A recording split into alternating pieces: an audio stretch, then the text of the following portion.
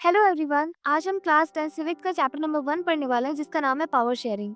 इस चैप्टर में हम समझेंगे कि डेमोक्रेसी में पावर को कैसे बांटा जाता है, पावर शेयरिंग क्यों जरूरी है और अगर पावर शेयरिंग नहीं होगी तो क्या क्या प्रॉब्लम्स आ सकती हैं। चैप्टर बहुत ज्यादा छोटा है लेकिन बहुत इंपॉर्टेंट है और इसे हम सिंपल, इंटरेस्टिंग और क्लियर तरीके से कवर करेंगे।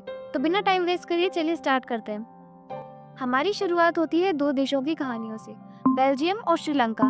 ये दोनों केस स्टडीज बताती हैं कि जो पावर शेयरिंग है वो कैसे काम करती है और अगर इन्हें ना प्रैक्टिस में लाया जाए तो क्या होगा। तो सबसे पहले बात करते हैं बेल्जियम की। बेल्जियम यूरोप का एक छोटा सा देश है जिसकी बॉर्डर फ्रांस, नेदरलैंड्स, जर्मनी और लग्जमबर्ग से लगती है। इसका एरिया लगभग हरियाणा जितना है और पॉपुलेशन लगभग 1 करोड़ के आसपास है। अब देखिए इसकी लैंग्वेज की कैसी कंपोजिशन है। फ्लेमिश रीजन यानी कि जो कंट्री का नॉर्थ वाला पार्ट है वहाँ पर 59% लोग रहते हैं और डच भाषा को बोलते हैं और नीचे का जो पार्ट है उसमें पूरे देश के 40% लोग रहते हैं जो कि फ्रेंच भाषा बोलते हैं, बाकी 1% जर्मन भाषा बोलते हैं। अब बात करते हैं उसके कैपिटल ब्रुसेल्स की। वहाँ सब कुछ उल्टा है, मतलब 80% फ्रेंच स्पीकर्स हैं और सिर्फ 20% डच स्पीकर्स हैं। इससे हमें पता चलता है कि पूरे देश में डच स्पीकिंग मेजोरिटी में है, ज्यादा संख्या में है, लेकिन कैपिटल में फ्रेंच स्पीकिंग मेजोरिटी में है। समस्या ये हुई कि फ्रेंच स्पीकिंग कम्युनिटी पहले से ही ज्यादा अमीर और पावरफुल थी और डच स्पीकिंग कम्युनिटी को इकोनॉमिक डेवलपमेंट और एजुकेशन से बहुत देर से मौके मिले। इससे दोनों ग्रुप के बीच में टेंशन बढ़ी है, खासकर 1950 से 60 के दशक में। लेकिन अच्छी बात ये थी कि बेल्जियम की सरकार ने समझदारी दिखाई। उन्होंने 1970 से 1993 तक अपने कॉन्स्टिट्यूशन में 4 बार चेंजेस किए ताकि ये दोनों कम्युनिटीज शांति से रह सकें। तो क्या क्या चेंजेस किए, चलिए देखते हैं। तो पहला चेंज किया कि सेंट्रल गवर्नमेंट में डच और फ्रेंच स्पीकिंग मिनिस्टर्स की इक्वल नंबर्स रखें। स्पेशल या फिर इम्पोर्टेंट लॉ पास करने के लिए दोनों कम्युनिटी की परमिशन ली जाएगी, एक ग्रुप अकेला कुछ नहीं कर सकता।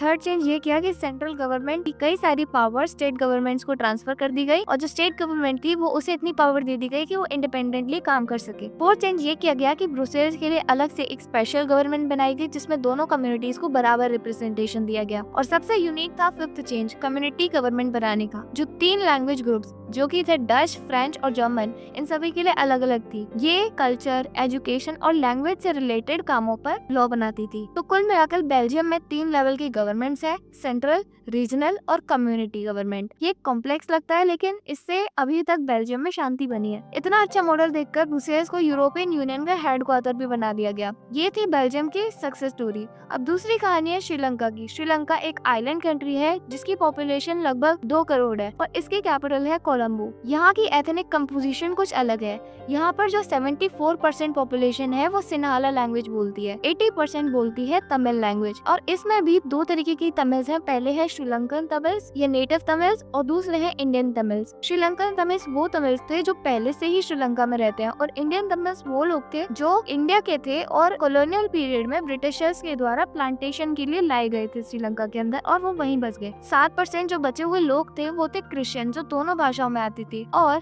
अगर हम बात करें धर्मों की तो जो सिन्हाला लोग थे वो ज्यादातर बुद्धिस्ट थे, यानी बौद्ध धर्म को फॉलो करते थे, और तमिल लोग थे वो हिंदू भी थे, मुस्लिम भी थे। जब श्रीलंका इंडिपेंडेंट हुई 1948 में तो उसकी गवर्नमेंट ने धीरे धीरे एक पॉलिसी को अपनाया जो थी मेजोरिटेरियनिज्म की पॉलिसी, यानी मेजोरिटी को फेवर करना जिससे कि माइनॉरिटी के राइट्स दब जाते हैं। पहला जो काम उन्होंने किया वो 1956 में सिन्हाला के लिए एक्ट पास कर किया जिसमें सिन्हाला को एज ओनली ऑफिशियल लैंग्वेज बना दिया गया। जॉब्स और यूनिवर्सिटी एडमिशन में सिन्हाला स्पीकर्स को प्रेफरेंस दी जाने लगी, यानी अगर हमारे पास 2 एप्लीकेंट्स है, एक सिन्हाला लैंग्वेज बोलता है और एक तमिल लैंग्वेज बोलता है, तो जो गवर्नमेंट है वो उस पोजीशन के लिए सिन्हाला बोलने वाले कैंडिडेट को प्रेफर करेगी। और थर्ड ये काम किया कि सरकार ने बौद्ध धर्म को प्रमोट किया, बाकी रिलीजन्स को इग्नोर किया। इससे तमिल्स को लगा कि उनकी भाषा, कल्चर और राइट्स का हनन हो रहा है, एजुकेशन और जॉब्स में डिस्क्रिमिनेशन हो रहा है, इसीलिए उन्होंने अपनी पॉलिटिकल पार्टीज बनाई और काफी सारी डिमांड्स रखी, जैसे कि तमिल को ऑफिशियल लैंग्वेज बनाने की, उनके अलग से एरिया या राज्य देने की, उन्हें ऑटोनॉमी देने की और इक्वल अपॉर्चुनिटी देने की उन्होंने डिमांड करी। लेकिन गवर्नमेंट ने इन डिमांड्स को इग्नोर किया। फिर उन्होंने अपने सेपरेट तमिल इलाम की डिमांड की नॉर्थ और ईस्टर्न पार्ट्स में। जब इसे भी मना कर दिया गया तो 1983 में सिविल वॉर शुरू हो गया जो 2009 तक चला, जिसमें हजारों लोग मारे गए, लाखों लोग बेघर हुए और देश की सोशल, इकोनॉमिकल, कल्चरल बेसिस पे काफी ज्यादा नुकसान उठाना पड़ा। ये थी श्रीलंका की ट्रैजिक स्टोरी। अब ये सवाल उठता है कि दोनों देशों की स्थिति लगभग एक जैसी थी, फिर भी एक देश में शांति और दूसरे देश में वॉर थी। तो इसका जवाब है पावर शेयरिंग।